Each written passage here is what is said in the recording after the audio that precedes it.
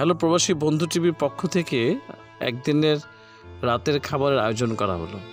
এখানে বাবুর্চি খুব যত্ন সহকারে এবং হ্যালো প্রবাসী বন্ধুর টিম এখানে কাজ করতেছে কারো কোনো সহযোগিতা ছাড়া, তাদের নিজস্ব অর্থায়নে, এবং চেষ্টা করছে সারা বছর যাবে তারা মানুষের পাশে দাঁড়াতে পারে। পরিষ্কার পরিচ্ছন্ন কাজ চলতেছে।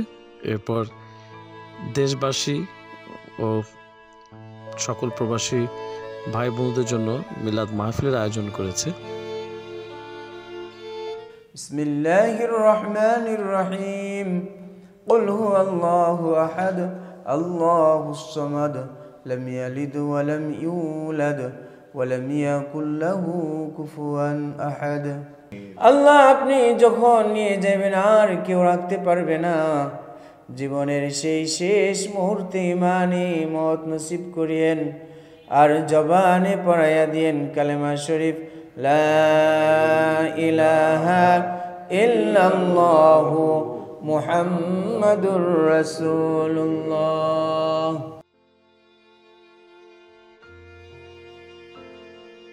রান্নার কাজ এদিকে চলতেছিল।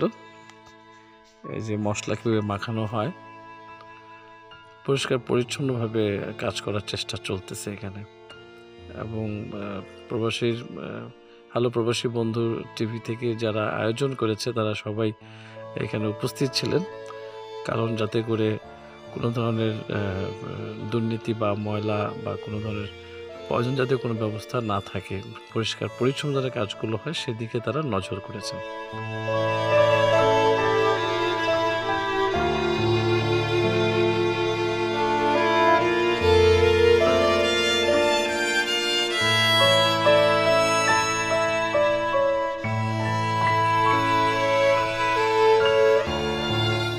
এবং বাবুর্চি যাকে এখানে নিয়োগ দেওয়া হয়েছে সে আমাদের সাথে প্রতিদিনই কাজ করবে, এটা হলো আমাদের বিশ্বাস।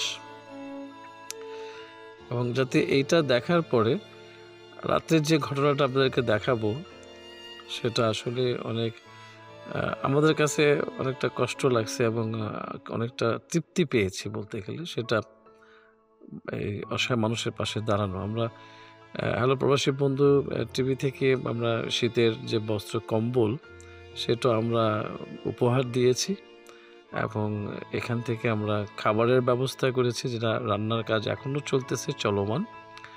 এটা চাচ্ছি যে আমরা প্রতিনিয়ত এই কার্যক্রমটা চালিয়ে যাবার। জানি না কতদিন এটার ভাগ্যে থাকবে আমাদের এই কাজের নিয়োজিত থাকার জন্য।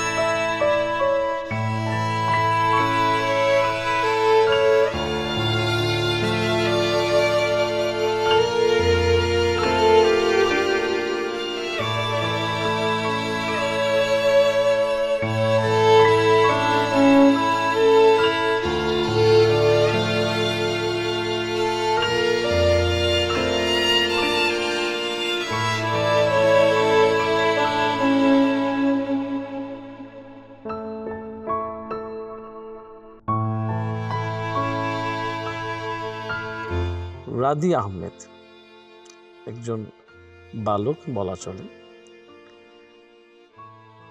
ইউএসএর বাসিন্দা, বাংলাদেশে মানে বংশগত। সে ওখানে একটা মসজিদে নামাজ পড়া এই ছোট্ট বয়সে, এবং সেই নামাজ শেষে আরেকটা মসজিদে গিয়ে সে গিয়ে আবার এখানে কিছু ভলেন্টিয়ার হিসেবে কাজ করে। সেখান থেকে যে অর্থটা সে পেয়েছে সেই অর্থটা আমাদের হ্যালো প্রবাসী বন্ধু টিভিতে সে দান করেছেন, ডোনেট করেছেন, এবং সে বলেছেন যে কারো সহযোগিতা যেটা না নেওয়া হয়। আমরা খুবই আনন্দিত। আমরা বাংলাদেশের মানুষ এখন বর্তমান যে সময়টা চলতেছে, যে ধর্মবিরোধ বিভিন্ন ধরনের আলোচনা, কিন্তু একজন প্রবাসী থেকে আমেরিকাতে, যেখানে আমাদের ধর্ম অনুযায়ী বলতে গেলে সেখানে কিন্তু অনেকটাই পর্দা নেই, সেখানে সে থেকে নামাজ পড়াচ্ছেন এবং সে মসজিদে ভলান্টিয়ারের কাজ করতেছেন। তার চিন্তা থেকে যদি আমাদের দেশের মানুষের একটু পরিবর্তন হতো, তাহলে আসলে আরও আনন্দ পেতাম আমরা। দেশ আমাদের সমস্যা থাকতো না, আমরা আরও খুব সুন্দরভাবে জীবনযাপন করতে পারতাম, কোনো ধর্মের ভেদাভেদ থাকতো না।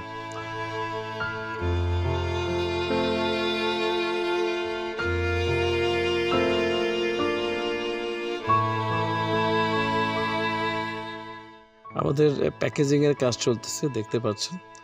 আমরা প্রায় অনেকগুলো প্যাকেটের ব্যবস্থা করছি আমরা।